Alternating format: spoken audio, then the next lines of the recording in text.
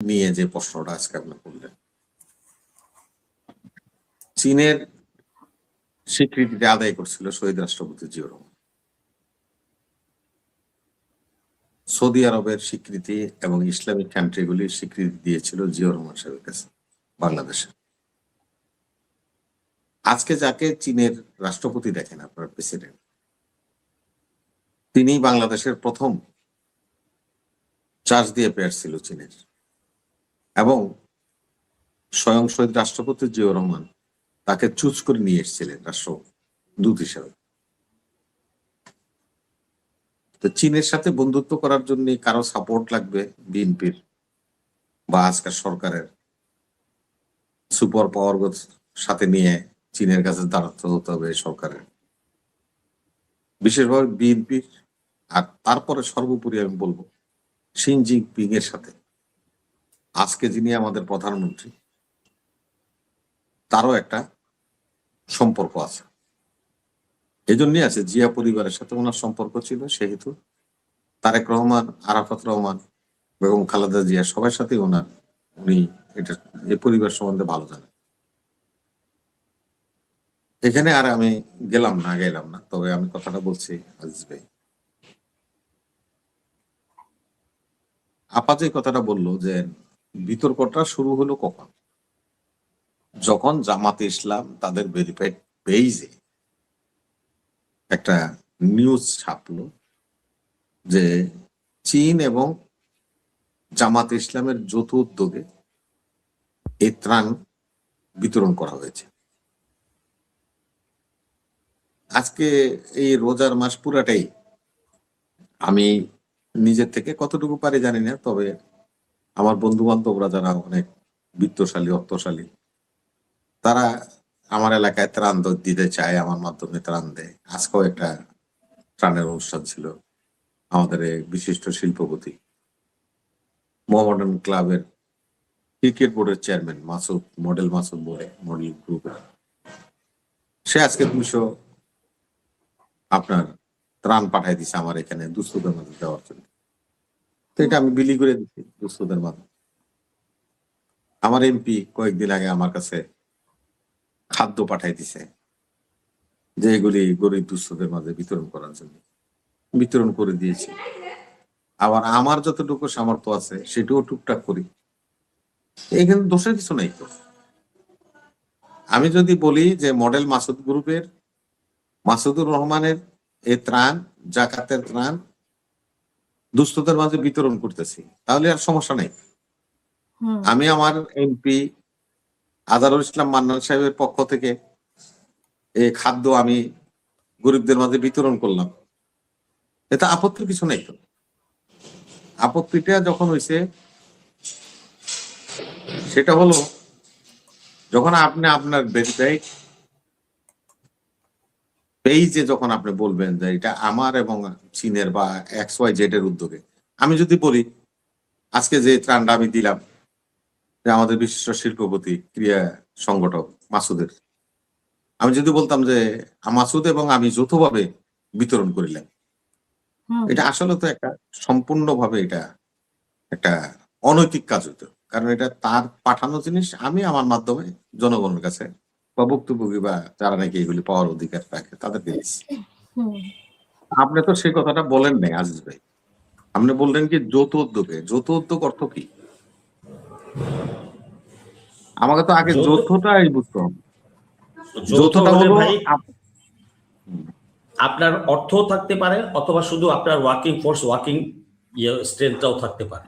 এই দুইটাই হতে পারে, শুধু যে ক্যাপিটালই লাগবে দুইজনই দিবে তা না। আপনার ক্যাপিটাল নাই, মানে সাধারণত যৌথ কোম্পানি চলছে আজিজ ভাই, আমরা হয় কি নন ইস্যুকে ইস্যু না বানালেই ভালো ভাই, এটা আপনিও বুঝেন দেশের অবস্থা। আমি আপনার ইস্যু বানাইতে যাই না, এই সমস্ত ঠুনকা ইস্যু নিয়ে আমি রাজনীতি করি না। আমি আপনাদের যেটা বলি, না আমি এগুলি নিয়ে রাজনীতি করি না। আপনি যেটা যেভাবে রাজনীতি করেন না, আমি এগুলি নিয়ে আলোচনাই করতে রাজি না। এগুলো কথাবার্তা, এগুলি নিয়ে আলোচনাই করতে চাই না। না আপনি যেটা বলছেন যে আপনি বলবেন যৌথ কারবারের ডিট দেখছেন। যৌথ কারবার কাকে বলে? একটা হলো ফিনান্সিয়াল অংশীদার থাকে, আরেকজন হলো আপনার মনে করেন আমার কাছে টাকা পয়সা নেই, আমি হলো শ্রম দিব, সেই তো সেভাবেও একজন পার্টনার হতে পারে একটা কোম্পানিতে। এটাকে যৌথ বলে, মানে যৌথভাবে যৌথ। তো যৌথ আপনি কি দিচ্ছেন? সাপ্লাই, ম্যান পাওয়ার সাপ্লাই দিচ্ছেন। কারা কারা পাবে তাদের লিস্ট দিচ্ছেন চীনা দূতাবাসে এসে আপনার লিস্ট অনুযায়ী ওনার কাছে বিতরণ করে দিচ্ছে। এটা হলো আপনার চীনা পক্ষকে সহযোগিতা করেছে বিতরণের জন্য। যৌথ হয় না, না এটা যৌথ হয় না, এটা যৌথ হয় না। আপু যৌথটা বলেছে, সেজন্য বললাম যে যৌথ দিতেও অসুবিধা নাই। আমি যদি আপনার এলাকায় গিয়া রবি ভাই বলি, আপনি তো নারায়ণগঞ্জের, এটা আমি এখন বললাম তো ভাই, আপনি আমারটা শুনছেন কিনা আমি জানি না। আজকে আমাদের এমপি, আমার আসনের এমপি আজহারুল ইসলাম মান্নান সাহেব, উনি আমার কাছে খাদ্য পাঠাই দিচ্ছে, বিভিন্ন উপকরণ পাঠাই দিছে। আমি বলছি কি, আমি আমার এমপি আজহারুল ইসলাম মান্নানের নির্দেশে এই সমস্ত মালামাল যথাযথ জায়গায় পৌঁছায় দেওয়ার ব্যবস্থা করেছি। সেটা হলো এই, আজকে আবার একটা আমি দিয়েই এই কেবলায় উঠলাম। সেটা হলো আমাদের এই যে মডেল গ্রুপের মাসুদ সাহেব, মোহামেডান ক্লাবের ক্রিকেট টিমের চেয়ারম্যান, বিশিষ্ট শিল্পপতি, উনি অনেকগুলি যে লিখেছে মানে যৌথ লিখেছে, সে মানে ভুল ক্রমে এটা লিখেছে বা খেয়াল করতে পারে না, এরকম হতে পারে আসলে। তবে তারা তো ব্যাখ্যা দিচ্ছে যৌথ। আজিজ ভাই, না শোনেন, ওনাদের পক্ষের লোকেরা যেভাবে বলে সেটা শোনেন। জামাত কি বলছে, জামাতের বিবৃতিটা পাশাপাশি আনেন। আপনারা তো খালি একটা দেখলেন, জামাত ইসলাম নিজেই স্বীকার করছে যে এটা ভুল হয়েছে। হ্যাঁ বলছেন, ফাইন, তো এটা ক্লিয়ার, এটা নিয়ে তো আমাদের এত না আপনারা আমরা যেভাবে আবার ব্যাখ্যা করে জামাত ইসলামের একেবারে মোটামুটি একটা জায়গায় নিয়ে যেতে চাই, ওইরকম ব্যাখ্যা করতে হবে না। না, এটা নিয়ে যাওয়ার কিছু না। আমি তো, আপনি তো জানেন যে আমি একটা নন পলিটিক্যাল। হ্যাঁ, না আপনি নন পলিটিক্যাল হলে মোর এই যে শুনে আমি বলছি যে এই কাজটা তো খারাপ কোনো কাজ করে নাই, দেশেরও কোনো ক্ষতি করে নাই, তাই না? ভাই আমি ওইটা বলছি না, আপনি ভিডিও দেখবেন, আপনি ভিডিও দেখবেন। না আমি দেখছি শফিক সাহেব বলছে যে 1 টাকাও আমাদের নাই, 1 টাকাও আমাদের নাই, চাইনিজ টাকা দেওয়া হচ্ছে। আরে লেট ফিনিশ, এটা তো বলছে উনি। আমি আরো শত ভিডিও আছে যেগুলি আপনারা ছাড়ছেন সামাজিক যোগাযোগ মাধ্যমে, ত্রাণ যারা নিয়ে যাচ্ছেন, ওই ভদ্রলোকরা বলছে দেখেন জামাত ইসলাম কি দিয়ে দিচ্ছে, এরকম শত ভিডিও আছে।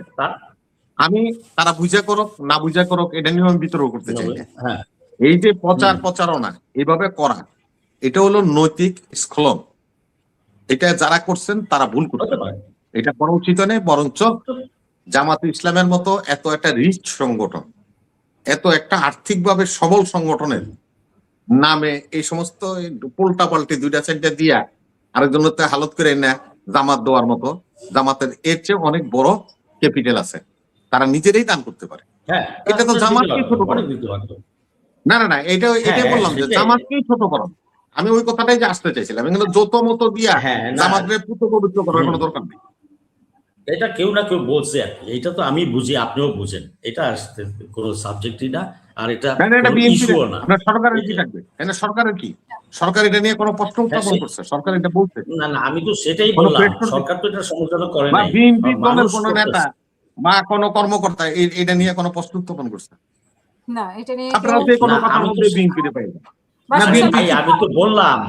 আমি তো বললাম যে সরকারের পক্ষ থেকে এটা কোনো করা হয় নাই, এটা মানুষ টুকটাক বলতেছে, এটা করবে, এটা আপনারাই করছেন, এটা আপনাদের ক্রিয়েটেড।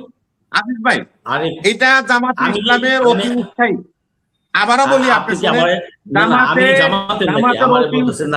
শুনেন, না আমি আপনারা বলতেছি না, আমি আপনাকে যেটা বলি শুনেন।